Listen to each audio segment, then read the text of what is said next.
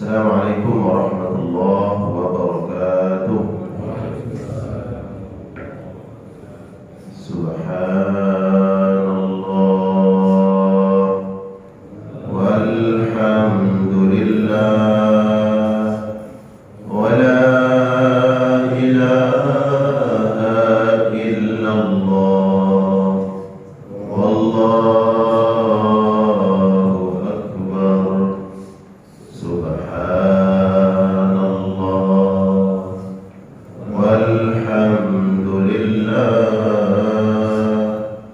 wa la ilaha illallah wallahu akbar.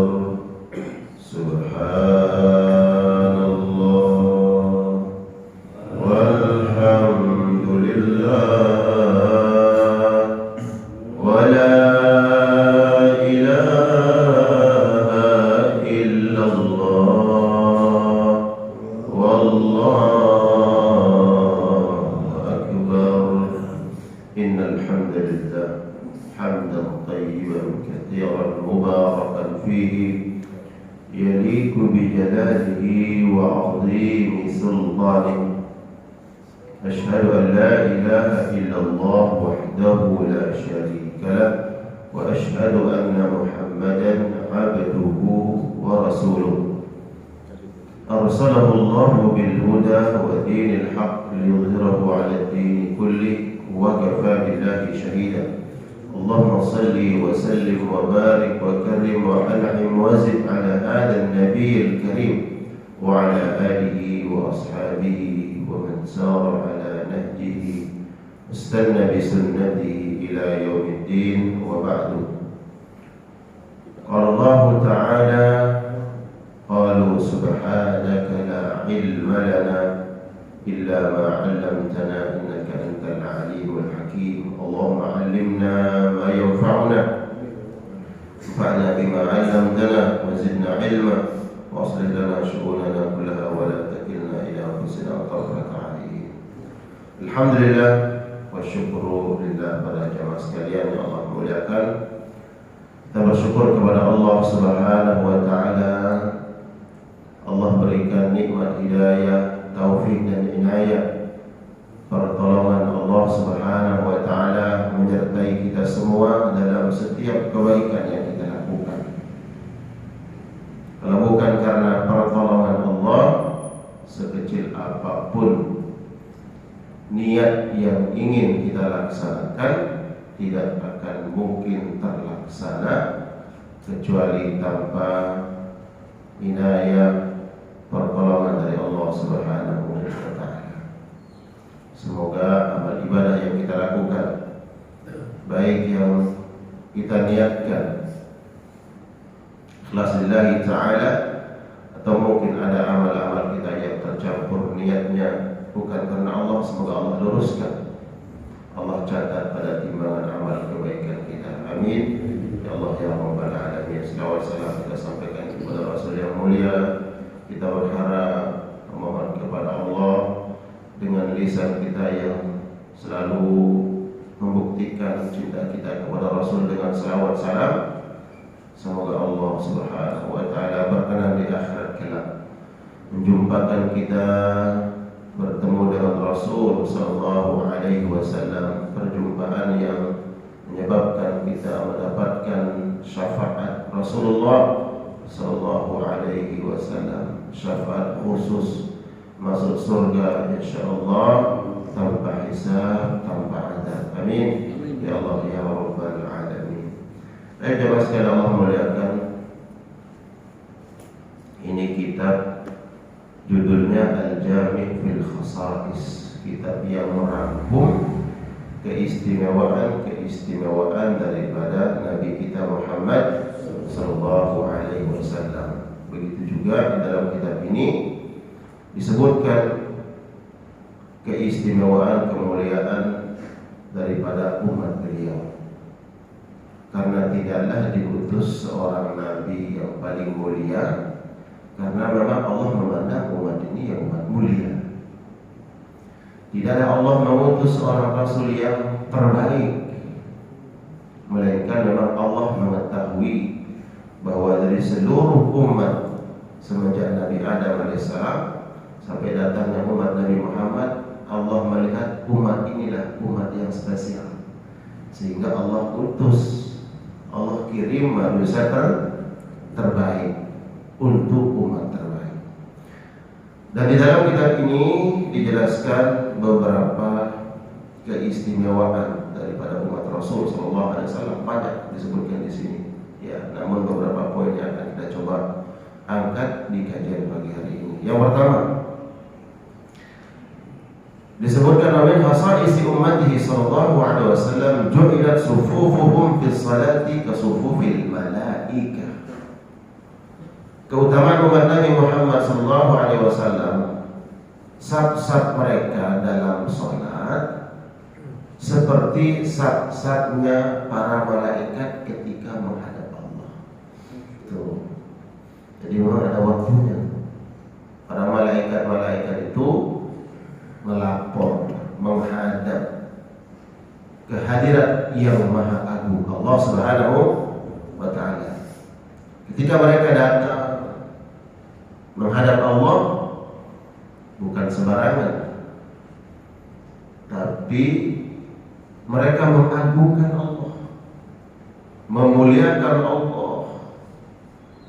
Bentuk pengagungan itu mereka bersaf-saf.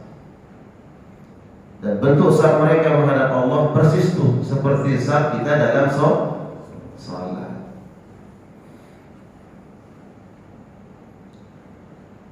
Dan malaikat yang terdepan mengambil saf tidak semau dewe gitu ya. Pasti sudah ditentukan siapa yang berhak untuk di saf pertama menghadap Allah, langsung bertemu dengan Allah. Yang pertama safnya itu adalah malaikat-malaikat paling mulia. Ya, di antara malaikat-malaikat mulia itu 4 malaikat yang paling terakhir akan mati. Ya, itu malaikat Jibril, Israfil, Mikail, Israel. Saya sebut terakhir Israel karena memang tugasnya nyebut Allah. Nah, itu malaikat-malaikat yang mulia itu terdepan tuh. Ketika mereka menghadap Allah atau nanti dalam momentum mereka akan menemani Allah. Allah sebutkan di dalam surah Al-Fajr ayat 22.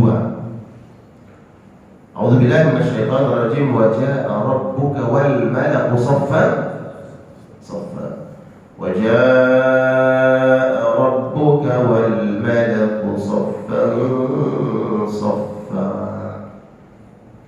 Dan di hari itu datanglah Rabbmu Allah Subhanahu wa ta'ala wal malaku saffan saffa, dan malaikat-malaikat saffan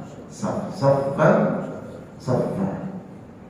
Itu dari saf itu dari bahasa Arab, bersaf-saf, berbaris-baris. Ya. Kata saffan saffa itu adalah baris yang sempurna dan lurus, baru disebut kata saf. Kalau belum sempurna dan belum lurus, belum dikategorikan saf walaupun itu barisan. Ya, walaupun itu barisan dalam sholat. Kalau belum sempurna barisan ini dan tidak lurus, belum dikatakan saf dalam pandangan syariah. Ya, aturan dalam sholat. Wa jaa'a rabbuka wal malaku saffan saffa. Di hari itu Rabb kalian datang untuk mengadili manusia. Di mana? Di padang mahsyar. Jadi ayat ini bicara tentang nanti peristiwa dibangkitkannya manusia di tempat majma', tempat dikumpulkannya seluruh manusia di padang mahsyar. Dan datanglah Allah yang akan mengadili manusia. Wal malaku saffan saffa, dan malaikat bersaf-saf. Ayat ini dikomentari oleh para ulama dalam kitab tafsir Ibnu Katsir. Disebutkan maknanya adalah malaikat mengiringi Allah. Allah datang dengan jalalahnya, dengan kekuasaannya, dengan keagungannya, kemuliaannya, keperkasaannya. Lalu malaikat berbaris-baris di belakang Allah, mengiringi Allah. Ini komentar para ulama, dijelaskan dalam kitab tafsir.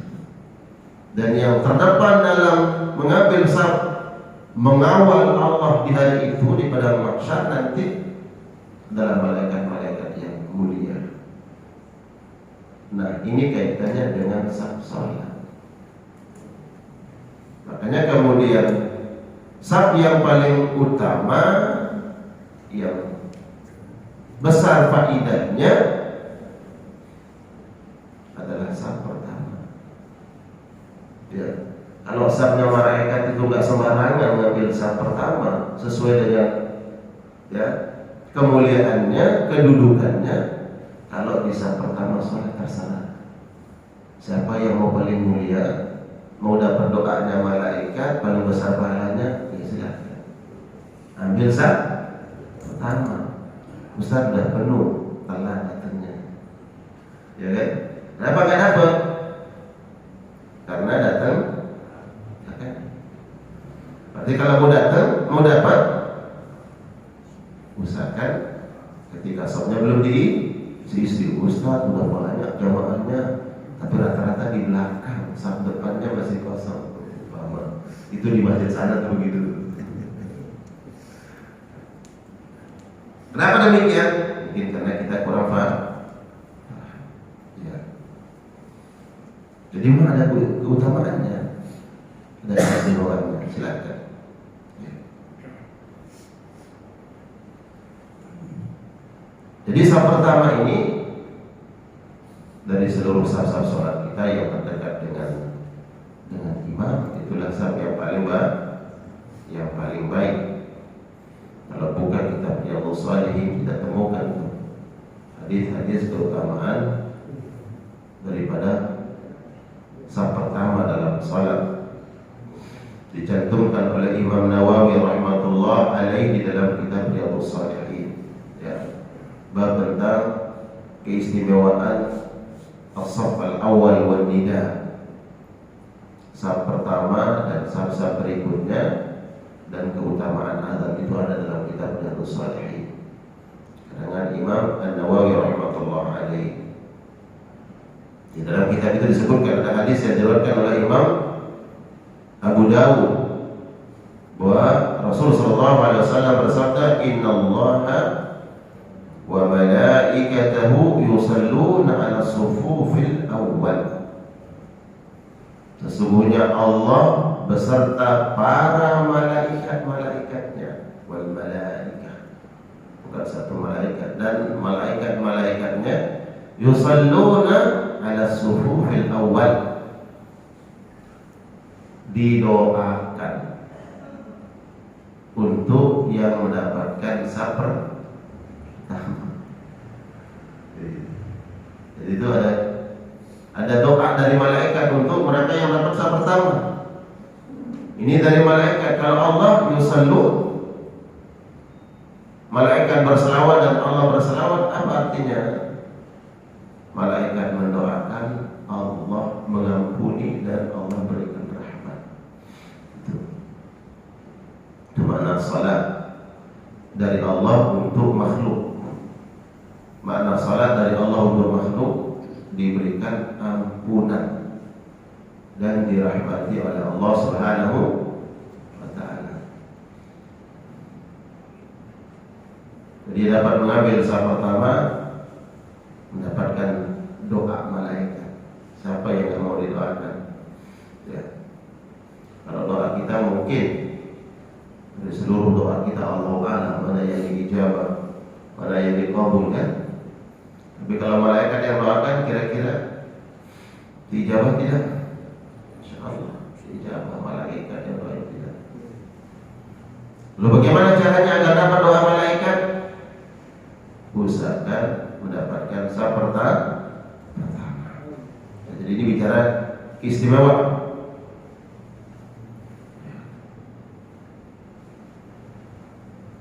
Qauluhu sallallahu alaihi wasallam, Nabi sallallahu alaihi wasallam bersabda, "Fudilna 'ala an-nasi bithalathin." Kita ini, kata Nabi, diistimewakan di atas umat-umat yang lain dengan 3 hal. Yang pertama, jumilat sufufuna kasufufil malaikah. Allah jadikan saf kita ini seperti saf-safnya para malaikat. Ini sabda Nabi, ya. Dijadikan saf-saf salat kita seperti safnya para malaikat. Qauluhu, dijelaskan. Jumilat sufufuna kasufufil malaikah, yufassiruhu, ya. Ucapan Nabi sallallahu alaihi wasallam yang mengatakan saf kita dalam salat ini seperti safnya para malaikat, beliau menafsirkan dengan hadisnya, ya. Ala tasuffuna kama tasufful malaikatu inda rabbiha. Ketika Nabi sallallahu alaihi wasallam memimpin salat, kemudian beliau mengatakan, bersaf-saflah kalian dalam salat sebagaimana safnya malaikat di hadapan Allah Subhanahu wa ta'ala. Di para malaikat menghadap Allah dengan bersaf-saf. Qalu ya Rasulullah, sahabat bertanya kepada Nabi, ya Rasul, wa kaifa tasufful malaikatu 'inda rabbiha? Seperti apa gerangan malaikat bersaf-saf di hadapan Allah? Qala sallallahu alaihi wasallam, Nabi bersabda, yutimmuna as-sufufal awwal wa yatarasuna fi shaf. Para malaikat itu menyempurnakan barisan pertama. Yutimmuna, mereka sempurnakan barisan pertama, kemudian wa yatarasun, dan mereka lurus. Jadi ini yang kita sampaikan tadi, disebut dengan saf. Dalam fikih salat disebut dengan saf bila mana saf itu telah sempurna, barulah disebut dengan saf, ya. Tidakkah seseorang kemudian mengambil barisan berikutnya kecuali barisan pertama, atau saf pertama ini telah sempurna, ya, nggak boleh. Apakah tidak bolehnya ditahrim? Nah, tidak sampai kepada derajat haram, tapi tidak sempurna saf tersebut. Kalau ada orang yang melihat saf pertama ini masih ada space untuk 1 orang atau 2 orang, 3 orang, tapi dia ngambil saf kedua, berarti ini tidak mengikuti daripada tuntunan Rasulullah SAW. Ya, disempurnakan dulu. Wa yatarasuna, dan mereka lurus. Masya Allah. Kenapa mereka sempurnakan? Kenapa mereka lurus? Karena bentuk mengagungkan Allah Subhanahu wa ta'ala. Itu malaikat faham betul. Mereka makhluk Allah yang mulia, menghadap zat yang maha mulia, mereka mengagungkan Allah. Nah, hamba Allah juga begitu. Orang yang sedang salat ingin menghadap Allah, maka hendaknya di situ menjaga nilai-nilai ta'zim. Apa itu ta'zim? Mengagungkan, memuliakan. sholat ini bentuk mengagungkan Allah, memuliakan Allah. Maka ketika dalam rangka mengagungkan, memuliakan Allah, di antara bentuk dan cara mengagungkan itu adalah menyempurnakan sholat. Pemahaman terbaliknya, kalau kita tidak menyempurnakan sholat dan tidak lurus, berarti kurang nih dalam mengagungkan, kurang dalam memuliakan Allah Subhanahu wa ta'ala. Ya dulu ingat kita kalau muslim, lihat di zaman kita sekolah dulu, ya kan, kita diajarkan baris berbaris, ya. Bagaimana kita baris dengan lurus. Ketika ada pemimpin upacara masuk datang, wah itu udah siap. Apalagi ada pimpinan kita mau datang, ya kan? Kita rapikan saf, kita rapikan baris. Kenapa? Karena kita tahu yang datang nih orang yang kita muliakan. Kalaulah manusia mungkin kita tidak muliakan, tapi kita tahu dia punya jabatan, dia punya kedudukan. Begitu kita menyambut, itu menyambut manusia, ya kan? Menyambut manusia, memuliakan manusia.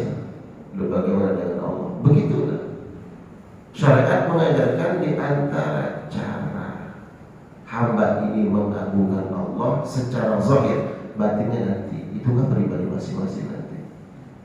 Misalkan nanti batin kita penting khusyuk, itu kan mengagungkan Allah, itu batin, gak bisa kita ukur, gak bisa kita lihat. Tapi yang nampaknya dulu, ya, ya. Idealnya adalah ya hati kita juga betul-betul mengagungkan, ini idealnya begitu.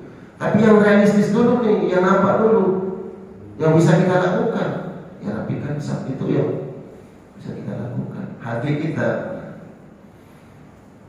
Ada nggak pengaruh saat tidak lurus dengan hati tidak lurus? Ada. Nabi bilang begitu.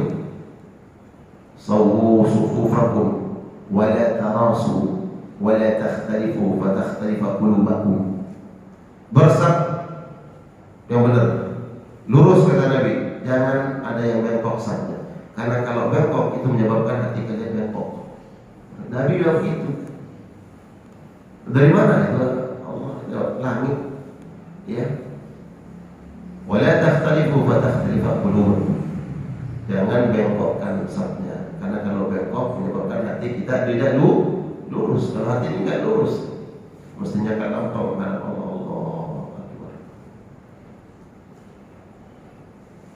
Mesti lurus, bengkok kemana-mana, bengkok ke kiri, mikirin apa Pak ke kiri? Bengkok kemana-mana, buyar tuh pikiran kemana-mana. Ya, itu hati begitu. Ya.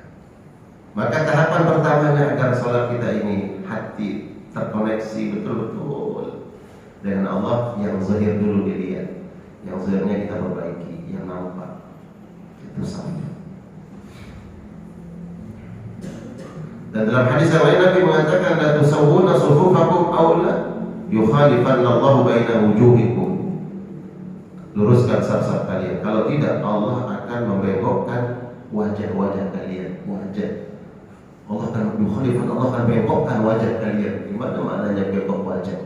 Dikomentari oleh para ulama, maknanya nanti di akhirat dirubah wajah kita, ya. Sebagaimana dalam hadis yang lain ada warning dari Nabi, jangan salat kalian mendahului imam. Kalau jamaah jangan gerakan kalian mendahului gerakan imam. Kalau itu terjadi, Allah akan merubah wajah-wajah kalian menjadi apa? Seperti keledai. Dan sampai dia ketemu, Bapak siapa? Ketemu di akhirat, kok berubah wajahnya jadi keledai, kan gak enak lihat. Ya, siapa tuh? Yang sholat dulu suka mendahului gerakan imam. Itu ancaman. Begitu juga saf, kalau saf kita nggak lurus, Allah akan merubah wajah-wajah kita.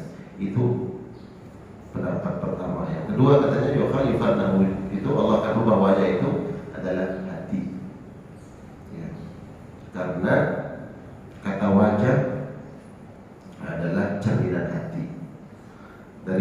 adalah kita bisa melihat suasana hati orang. Kalau kita ketemu orang, kelihatan wajahnya muram, lesu, sedih, berarti itu menandakan hatinya sedang tidak baik-baik saja, Pak. Mungkin karena ada masalah di keluarga, ada ujian, ada cobaan, ada masalah lain. Makanya disebut wajah itu begitu, wajah cerminan hati. Tapi kalau wajahnya ceria, nampak senang, bahagia, berarti hatinya sedang bahagia. Begitu. Ya. Walaupun kadang terjadi sebaliknya. Nah, ini secara umum. Ya. Itu yang pertama. Kedua, keistimewaan Nabi disebutkan dalam kitab ini, wa min khasa'isihi sallallahu alaihi wasallam ummatihi sallallahu alaihi wasallam an-nadama li ummatihi taubatun. Di antara keistimewaan umat Nabi Muhammad sallallahu alaihi wasallam, apabila mereka berbuat maksiat, berbuat dosa, kemudian nyesal. Kenapa? Itu kan penyesalan. Maka dikategorikan tobat. Itu masuk kategori tobat. Walaupun nanti ada penyempurnaan. Tobat sempurnanya tobat itu disebutkan juga ya dalam sebuah kitab dari kitab Al-Shalihin itu ada 3. Dia menyesal, kemudian meninggalkan dosa itu dan bertekad tidak mengulanginya. Tidak hanya sekedar menyesal, ya, menyesal dan meninggalkan dosa itu betul-betul dia tinggalkan dan berazam, bertekad tidak akan mengulanginya. Ditambah syaratnya satu lagi, apabila kaitannya dengan orang lain bersama hamba Allah, meminta maaf atau minta dihalalkan. Nah, nadam, menyesal yang timbul dalam hati, dalam qalbu umat Nabi Muhammad SAW atas maksiat, maka tercatat sebagai bentuk tobat. Karena ini kalau kita bandingkan dengan tobatnya umat dahulu, makanya diberikan ini keistimewaan karena beda tobatnya umat dahulu. Kalau umatnya Nabi Musa, Allah sebutkan di dalam Al-Quran, wa idh qala Musa liqaumi ya qaumi innakum zalamtum anfusakum biittikhadikum al-ijl fatubu ila barikum faqtulu anfusakum. Wahai umatku, kaumku, kata Nabi Isa, kalian telah berbuat zalim, berbuat aniaya, berbuat maksiat dengan menyembah patung sapi. Maka bertobatlah kalian terhadap Allah. Dengan cara apa? Faqtulu anfusakum. Tidak cukup dengan menyesal. Itu syariatnya umat Nabi Musa dulu. Tidak cukup dengan menyesal. Ya Allah, nyesal, istighfar, minta ampun. Enggak cukup. Umatnya Nabi Musa itu faqtulu anfusakum. Kata para ulama, dulu syariatnya itu ada patung yang dibuat oleh Samiri. Patung apa? Patung sapi dari emas. Dan sapi itu mengeluarkan suara. Nah, itu yang disembah. Ada yang menyembah patung tersebut, kemudian sebagian kelompok yang tetap istiqomah memegang ajaran Nabi Musa alaihissalam tetap memegang tauhid. Ya, enggak mau menyembah patung yang dibuat oleh Samiri itu. Turun syariat. Kalau kalian ingin diampuni, maka hukumannya adalah kalian dikisos. Kisos. Apa itu kisos? Dibunuh. Siapa yang mengkisosnya? Yang jadi anggojonya ahli tauhid. Yang tidak menyembah patung itu mengkisos yang menyembah patung. Itu syariatnya Nabi Musa dulu. Itu kan ada dalam surah Al-Baqarah. Nah, umat Nabi Muhammad nggak ada begitu. Ya, menghilangkan nyawa untuk bertaubat karena dosa bukan, kecuali dengan satu dosa, al-qatl, karena memang sepadan. Kalau engkau membunuh dalam syariat kisos, ya kan? Fil qisas hayatun, dalam qisas itu ada keberlangsungan hidup manusia. Hayat, keberlangsungan hidup, kenyamanan, ketenangan, ya. Itu baru qisas diterima tuh Tobatnya orang yang membunuh dengan kisos. Kalau dosa-dosa yang lain, mohon maaf, ada orang yang berbuat zina, mabuk-mabukan, judi, dan dosa-dosa yang lain, menyesal. Ya Allah, ini dosa ya Allah, menyesal. Terima nggak tobatnya? Dah, terima tuh taubat. Ada orang yang berjudi, kemudian setelah itu dia menyesal. Diterima nggak tobatnya? Hah? Terima nggak? Terima kalau betul-betul menyesal. Komentar ulama. Kalau Imam As-Sindi mengatakan, an-nadam, penyesalan itu dengan syarat, ya, likauniha maksiat. Dia menyesal memang karena itu maksiat. Dia setelah berjudi kemudian nyesel karena tahu ini nggak boleh. Ya, Allah sebutkan dalam Al-Quran, ya, innamal khamru, sesungguhnya minuman-minuman keras, wal maisir, dan judi, wal ansab, dan mengadu nasib, wal azlam, ansab berkorban untuk selain Allah, wal azlam mengadu nasib. Rijsun, ini perbuatan kotor, perbuatan tercela, menjijikkan. Rijsun. Fajtanibuhu, jangan lakukan. Dia dengar tuh ayat, oh ternyata judi itu perbuatan keji, perbuatan kotor. Saya bertaubat ya Allah, diterima taubatnya. Karena dia sadar itu masih iya. Tapi dia rugi, kalah. Kalahnya berapa? Pasang slot, menang terus. Akhirnya dia pasang 50 juta. Pas pasang 50 juta kalah. Nyesel, ya Allah, kalah 50 juta. Nyesel, tobat ya Allah. Tobatnya karena kalah. Kalau menang, nggak kapok dia. Likaunya maksiat, dia sadar itu maksiat. Tapi kalau menyesal karena dia kalah, ya, disebutkan falaisa minat taubati bi syai'. Ini tidak dikategorikan menyesal yang disebut dengan an-nadam, yang diterima oleh Allah. Jadi kalau menyesal karena lain, bukan karena dia tahu ini maksiat, bukan taubat. Walaupun disebutkan nanti bisa saja penyesalan, ya, pemicu awalnya, semangat pertamanya itu ya karena kalah, ya udah kapok deh, nyesel, belum kata taubat. Setelah itu, ya benar juga syariatnya. Al-Quran mengatakan nggak mungkin beruntung. Ya benar, hanya betul-betul dia tinggalkan itu yang namanya perbuatan keji itu. Nah, ini baru diterima. Walaupun pertamanya itu karena kapok, karena kalah, tapi setelahnya dia perbaiki itu, dia dapat ilmu, ya, dia paham tentang syariat.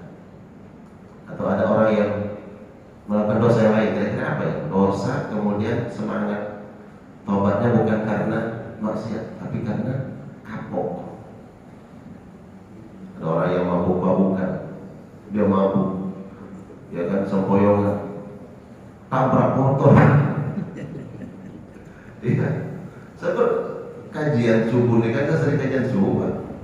Berangkat dari rumah tuh jam 4:04, ya kan? Kajian Ahad pagi, ya kan, malam minggu tuh banyak orang yang kadang berbuat maksiat. Soalnya lagi nyetir tuh, ya kan, di daerah Depok, bawa kayu lagi ya Pak, udah sempoyongan gitu, ngedekin mobil saya. Ini kalau saya tabrak gimana nih? Saya tabrak gimana? Saya udah sempoyongan bawa kayu, saya tahu banyak mabuknya. Ya. Dia cuma deketin mobil saya, setelah itu dia lewat, udah lewat, saya jalan. Mabuk. Kalau ada orang mabuk, innamal khamru, dosa, ya kan? Terus ketabrak, patah kaki, masuk rumah sakit, teriak-teriak, aduh, Kakiku mana? Amputasi.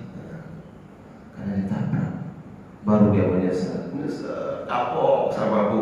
Kapoknya karena amputasi. Karena ketabrak.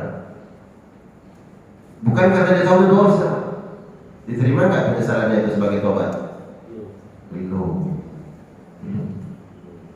Tapi ada hikmahnya, untung baru untung. Ya kita juga banyak untungnya Pak. Dalam kata dapat untung. Alhamdulillah cuma buntung, bukan nyawa yang mulai. Hikmahnya mungkin setelah itu dia kapok. Oh iya, nggak ada untungnya. Merusak akal, merusak generasi. Dia kapok, setelah itu menjadi orang baik. Dia bertobat, ya Allah, ya, diterima taubatnya. Hikmahnya mungkin lewat itu dulu dia tahu, ya, tahu mudaratnya lewat dapat musibah. Gitu. Ini baru disebutkan dengan an-nadam, taubat.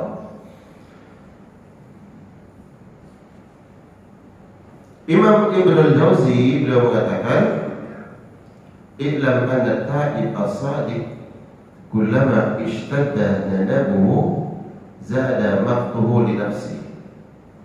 Orang yang benar-benar taubat, kata beliau ini, orang-orang yang betul-betul serius dalam taubatnya, pasti dia akan menemukan jiwanya menghujat dirinya sendiri. Ya, itu nadanya begitu. Dan kita ada pernah mungkin berada pada situasi kita menyalahkan diri kita. Kenapa begini? Kenapa kamu lakukan ini? Ini kan dosa, ini maksiat. Dan itu betul taubat.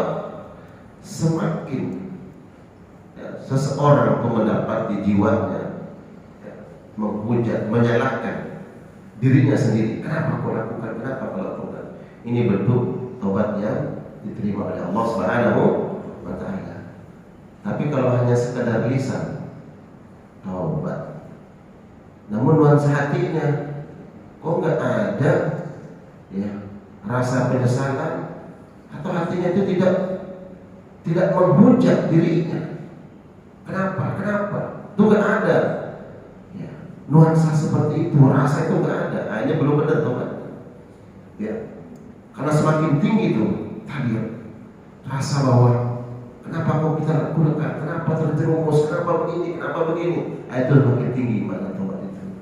Sehingga khawatir nanti jatuh lagi. Ya, terjerumus dalam maksiat. Gitu. Ya.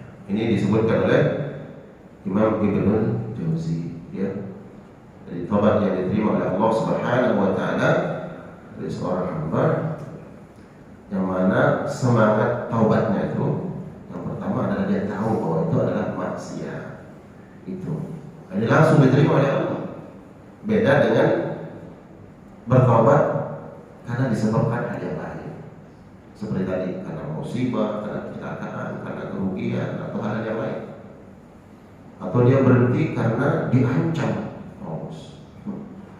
Kalau gitu lagi, pokoknya ini SP1, SP2, SP3. Kalau SP3,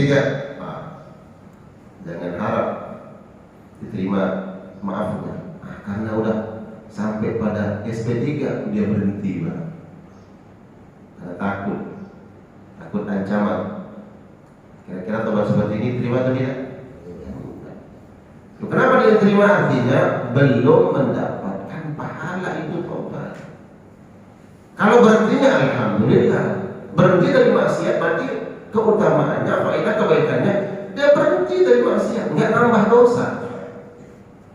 Tapi taubatnya dapat pahala itu belum, karena orang taubat itu dapat pahala.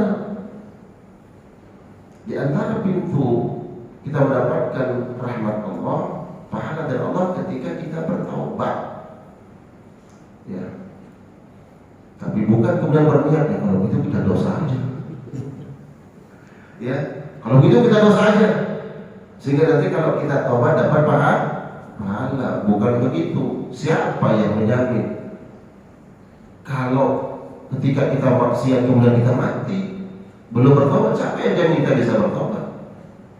Sama seperti yang bertanya, Ustaz kan ada puasa sunnah Arafah, apa keutamaannya? Dihapus dosa 1 tahun yang lalu, yang berlalu dan 1 tahun yang akan datang. Itu di bulan Dzulhijjah, muncul bulan Muharram. Ada juga puasa tanggal 10 bulan Muharram atau puasa Asyura. Keutamaannya menghapus dosa yang 1 tahun yang akan datang. Yuk, kemarin kita diampuni. Di bulan Dzulhijjah kita kan puasa Arafah, dosa yang 1 tahun diampuni yang akan datang. Puasa kita lagi di bulan Muharram, dosa mana yang diampuni? Kalau udah habis diampuni. Bukan begitu melihatnya. Siapa yang menjamin puasa Arafah kita diterima? Yang masuk kategori kemudian diampuni dosa kita yang 1 tahun akan datang, 1 tahun yang sudah berlalu, nggak ada jaminan. Makanya kemudian disyariatkan lagi puasa sunnahnya. Begitu juga tadi, nggak ada jaminan bahwa kita ingin mencari pahala lewat taubat.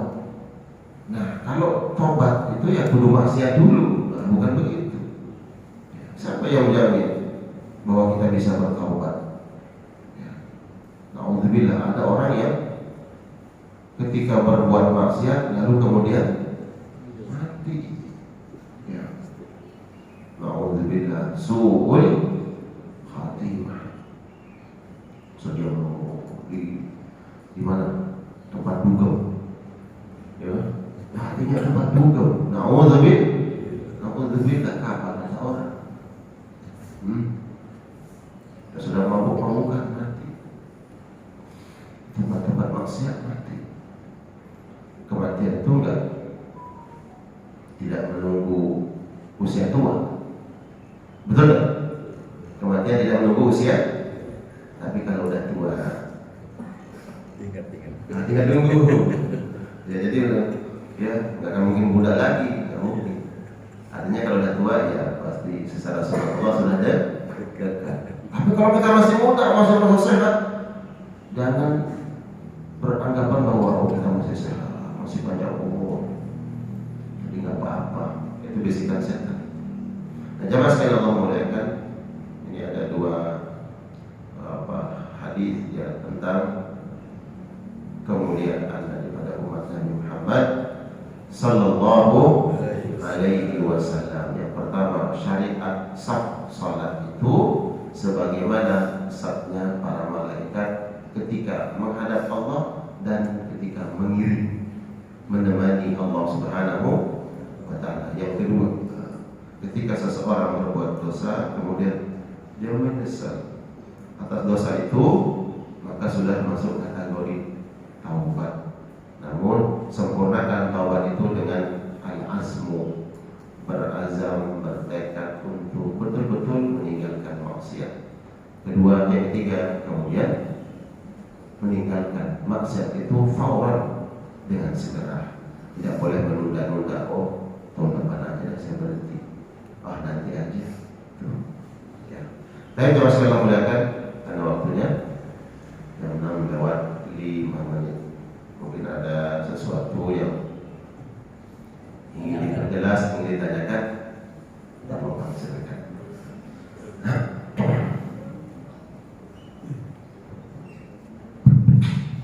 Assalamualaikum warahmatullahi wabarakatuh. Waalaikumsalam. Mengenai keutamaan sah pertama tadi Ustaz. Ini misalkan saya Ustaz ya. Saya terlambat datang, tapi saya melihat celah di sah pertama. Untuk mencapai sah itu, saya harus melangkahi beberapa jemaah yang mungkin tidak sedang zikir atau melewati mereka yang sedang.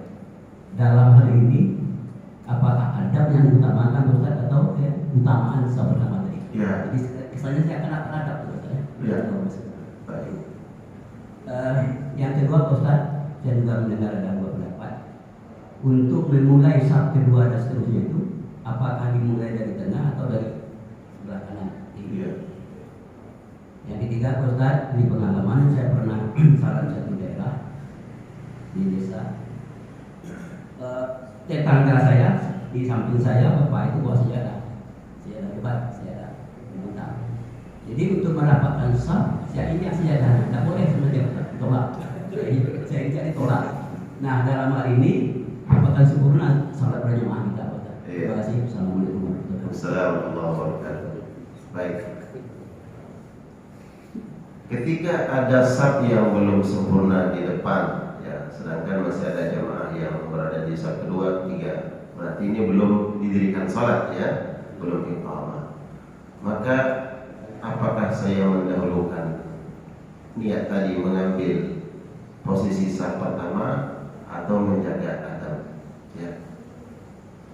Di dalam Al-Quran Allah menyebutkan, ya, fastabiqul khairat, berlomba-lombalah dalam kebaikan. Untuk mengambil saf pertama itu tidak harus dengan meninggalkan adab dan etika, tetap bisa kita lakukan. Bagaimana caranya? Pertama, ya dengan budaya kita. Ya, beda kalau di Arab sana, Pak. Itu mau. Nah, itu kan yang begitu. Itu bagi mereka biasa. Ya, bahkan kepala kita ya kebentur kakinya biasa aja kalau di sana. Itu nggak masalah bagi mereka. Tapi bagi kita, ya budaya kita ini bagian dari adab. Bagaimana caranya? Ada, itu kita permisi. Itu satu. Kedua, saya yakin bahwa bagi mereka yang sudah datang ke masjid, mereka paham ilmu itu, keutamaan ngambil saf pertama. Oh, beliau ingin ngambil saf pertama, dan kita melangkahi dengan adab tadi. Maka insya Allah jamaah yang lain harus paham. Jangan merasa oh ada adabnya, gitu. Karena sebenarnya adab itu kita utamakan untuk Allah Subhanahu wa Ta'ala. Ya. Maka kita jaga itu. Apakah boleh, ya, kita melangkahi orang lain untuk dapatkan saf pertama? Boleh dengan gaya etika tadi. Ya. Mana yang harus kita dulukan? Yang kedua-duanya kita dapatkan. Ngambil saf pertama dengan adab dan etika, dan itu bisa kita lakukan insyaallah. Wala natruk syai'an fi qalbi akhina, dan kita juga tidak meninggalkan kesan yang buruk. Cara mengambilnya itu jangan seperti budaya yang saya sebut tadi, ya, gini-gini akhirnya ada adabnya nih, gitu. Karena uruf itu juga jadi hukum, uruf kebiasaan kita, nilai-nilai ketimuran kita, budaya kita, yang memang harus bermisi. Nah, kalau itu kita paham, maka insya Allah kita mendapatkan saf tadi, ya. Nabi SAW perintahkan kita untuk mendapatkan saf itu. Maka upayakan, ya, mendapatkan kebaikan dengan cara yang baik, gitu ya.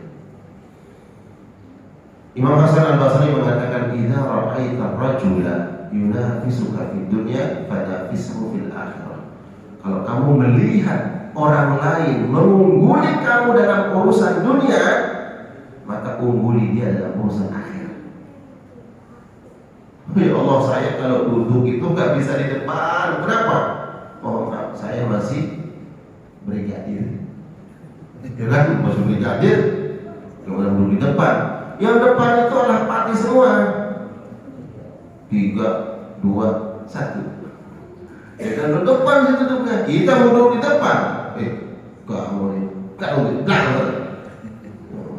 Karena ada yang belum ada gini. Idza ra'aita ar-rajula yunafisuka fid dunya fanafisu fil akhirah. Kalau urusan akhirat bisa kita kejar. Mohon maaf, ya. Jadi bisa kita ambil saf pertama. Siapa yang duluan, dia yang enggak dapat. Tapi kecuali kalau ada aturan, saya ngisi yang support tuh di kantor beliau dulu di Berlan. Itu mah ada khusus. Kalau belakang imam itu untuk pimpinan, udah ada sejadahnya untuk pimpinan. Ya jangan kemudian, oh saya bisa pertama ya ambil. Ya, itu kembali kepada adab, ya, dengan aturan. Tapi ada saf-saf di samping kanan kiri, silakan kita ambil, gitu, ya. Kemudian yang kedua, tadi pertanyaan kedua, bahwa apa tadi?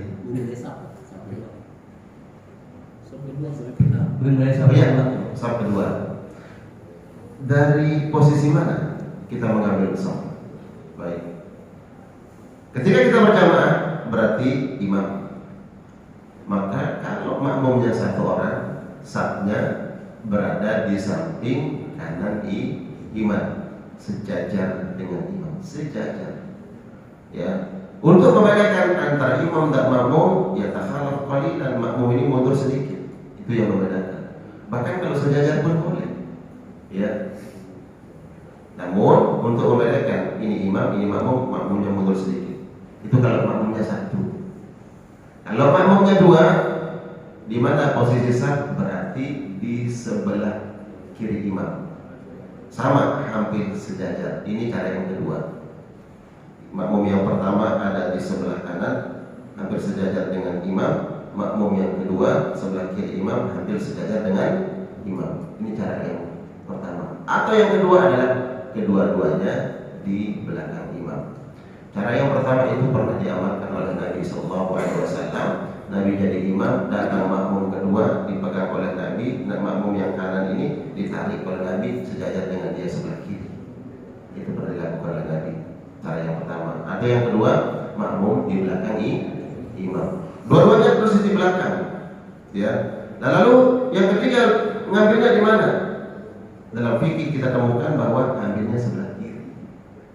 Gitu ya, bukan sebelah kanan. Ngambilnya sebelah kiri. Baru kemudian ngambil sebelah kanan. Suma berikutnya begitu. Ya. Ini akwal, ini pendapat. Ya.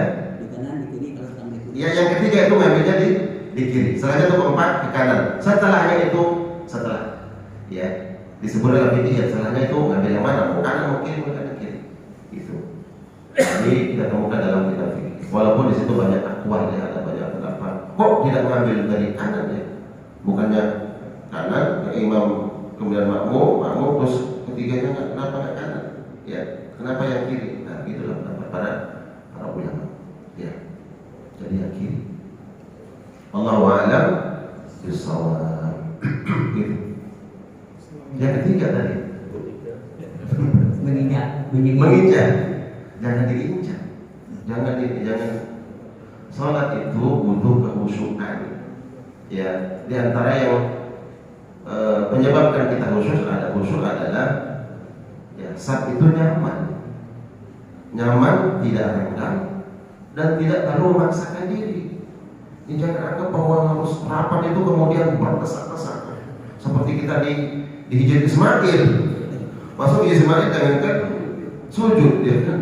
Berdiri sulit, bukan begitu. Ya. Jadi rapat lurus, rapat itu tidak harus ya. Karena kita temukan penjelasan ulama bahwa tidak harus setiap kita bangun dari sujud kemudian kita cari kaki kanan kita injak. Itu bukan. Ya, setelah kita bangun dari sujud kemudian ada renggangnya dalam sholat, itu yang penting ini kita rapat. Gitu ya. Bahu kita dekat. Tidak harus kemudian setiap kita bangun dari sujud dan kita cari kaki sholat teman kita kemudian kita rapatkan. Ya, begitu. Namun bila kita melihat bahwa untuk lurusnya saf itu dengan kita mendekatkan, merapatkan itu, ada aula, tentunya lebih utama. Cuma tidak harus kita mencari tadi. Setiap bangkit dari sujud harus mencari kaki. Setelah kita rapatkan. Ya. Karena dalam saf pertama dengan sudah lurus dan rapat, itulah jadi yang disebut dengan tahasul lurus. Adapun setelah kita bangkit, maka tetap menjaga lurus, tapi tidak harus kaki satu sama lain harus bertemu. Ya. Karena sebagian ya tidak merasa nyaman dengan itu. Ya. Tidak merasa nyaman dengan itu. Setiap bangkit kemudian kita geserkan kaki kita. Kalau kita memiliki pemahaman yang sama bahwa menyadari itu sebagian dari untuk menyempurnakan saf dan lurusnya saf, tidak apa-apa. Tapi jangan paksakan, gitu. Ya, jangan dipaksakan. Karena kita tidak menemukan sunnahnya setiap bangkit dari sujud itu kemudian harus mencari. Ya, yang penting sudah lurus. Dipahami ya? Allahu a'lam bishawab. Allah yang izin Pak Ustaz. Nah, kita datang dua Pak Ustaz, tapi membawa anak kecil. Ya. Akhirnya kita tidak di saf pertama, menempati saf kedua atau ketiga. Ya. Yang kami tanyakan apakah ini mendapat keutamaan sampai mana? Ya. Dan ada juga yang memaksakan diri Pak Ustaz, membawa anak yang belum balik di depan saf pertama. Dan ini mohon petunjuk kira-kira yang menghadapi seperti ini apa kita jawab? Terima kasih. Baik, pertama jemaah sekalian Allah muliakan, memang jalan kebaikan ini Allah berikan syakar, ya, beraneka ragam jalan untuk kita mendapatkan kebaikan.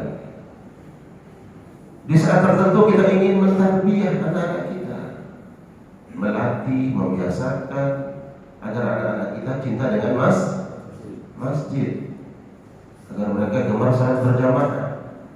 Maka kita latih mereka dari sedini mungkin, kita bawa. Di situ keutamaan yang kita dapatkan berarti mendapat kebaikan mentarbiyah anak kita. Kenapa tidak mendapatkan saf pertama? Karena kita lagi mengejar kebaikan itu. Apakah dapat keutamaan saf pertama? Enggak dapat saat itu, karena memang dia enggak dapat saf pertama, tapi dapat keutamaan fadilah pahala tarbiyah. Tarbiyah mendidik anak-anak kita itu. Tapi kan tidak setiap waktu, bukan setiap 5 waktu salat berjamaah di bawah.